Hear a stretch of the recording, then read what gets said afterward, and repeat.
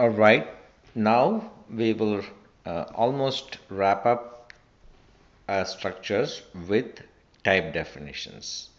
Type definitions are nothing but an alias to uh, existing types, and here we have um, defined a structure, uh, what we did before, but now we have defined typed that structure as a type def, right? And it's called the user underscore t. So this is a new type for this structure. That's all it is. So henceforth we could use this as the type and use that for the um, to define new variables. For here, for example, I have defined a new variable, user1 is of type user underscore t.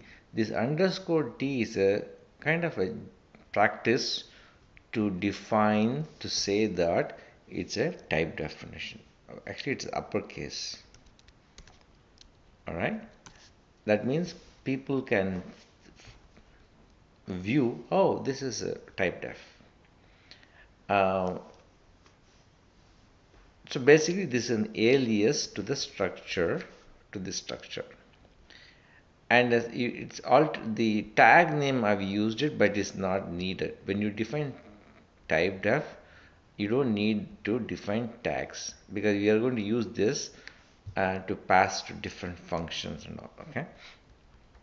So here I defined a struct, a type def without a tag name, with and named it as a %t, and then of course I have two variables. One is a pointer, the other one is person1, which is of type %t. You see that?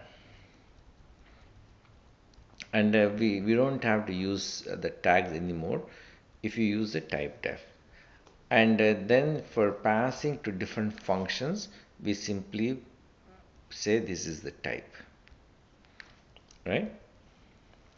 So try to use this definition henceforth. For example, how do you swap two persons? We could do all that, right? See, whenever you have function says to swap two structure variables, here you see the type I'm passing, right? So that is the way to define type def. And type defs are very useful in linked list. Usually that's what they used. And stack, queue, these data structures all use structures, and the we use the type def. All right, it's very simple.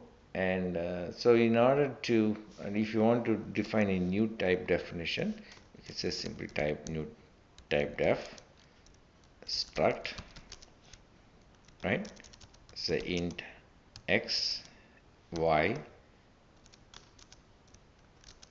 point. So point underscore t is a new type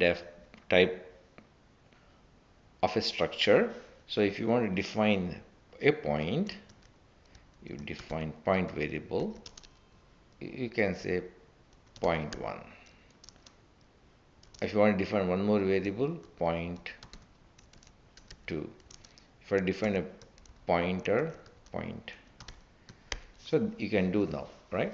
Now if you want to pass this to a function, let's say a function is again like a draw a line, right? Draw a line between 2 points. You can say point underscore, oh, actually I don't know why I define all uppercase, it's a lowercase.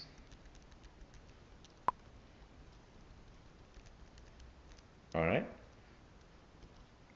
point underscore t p1 point underscore t, point p2. That's it.